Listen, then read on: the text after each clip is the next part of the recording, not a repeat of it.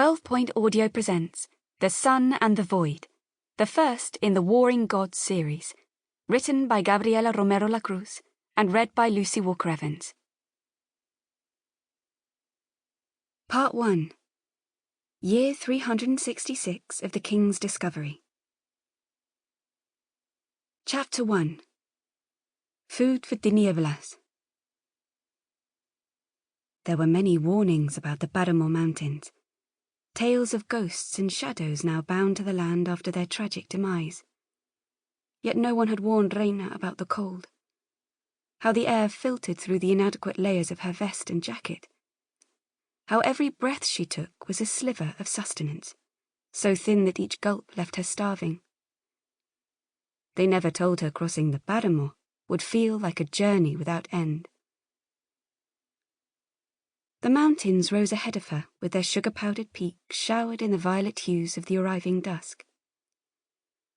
And they opened up behind her, like boundless rolling hills blanketed by cold-burned shrubberies and the jutting frailejon trees, which stood alone on a territory perhaps too cold or elevated to be hospitable to anything else.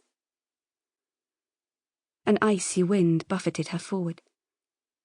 Reina fell to her knees like a scared child, her scab splitting and streaking red on the jagged rock beneath her. But her prehensile tail looped around the rock, reassuring her with balance. When she gathered the courage to continue her climb, she glimpsed the grey fogginess of smoke far ahead, and it filled her with hope. A fire meant a hearth, which meant civilization wasn't too far off. The way forward was treacherous, but so was the way back. One more day on foot, and Reina was sure she would reach the lower valleys. Images of an inn's warm bed kept her company. She entertained herself with dreams of reaching the farmsteads bordering Sadulfuerte. When she finally arrived in the city and could share the reason for her journey with the first stranger who asked, she imagined pulling out the invitation, marked by the mauve wax seal of the Duvianos family, the elegant loops of Doña Ursulina Duvianos' cursive, beckoning Reina to come meet a grandmother estranged by Reina's father's broken heart.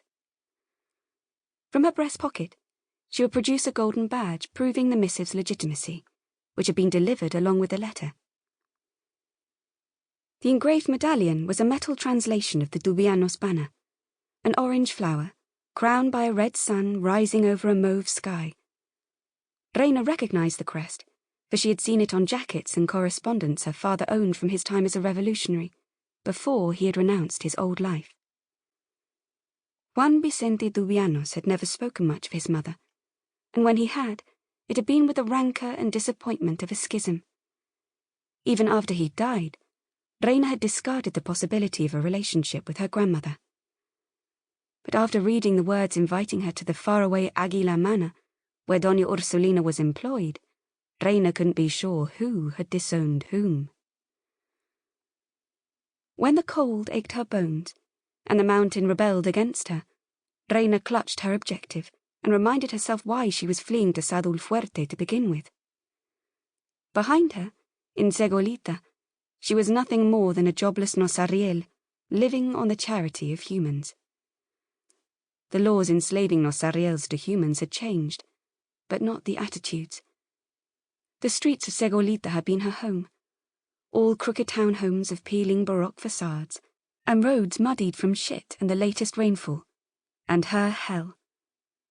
Reina was of age, too old for the family for whom she had worked as a criada and accidentally caught the eye of the oldest son, and too undesirable to be welcomed by any other human family or employer.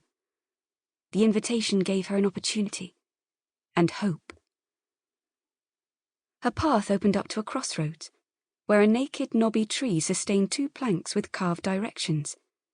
Apartaderos, where she had come from, to the north, and Sadulfuerte to the west. A chill ran through Reina as the air grew cooler and the shadows elongated. No longer was the sky streaked in the stark mauve she imagined had been the inspiration for the Duvianos banner. Dusk spread through the mountains, and with it came a howling wind and faraway yaps that turned her jumpy. "There's nothing but frailejones and demons in the Páramo," the inn owner at the foot of the mountain had warned her, shaking his Sample complete. Ready to continue?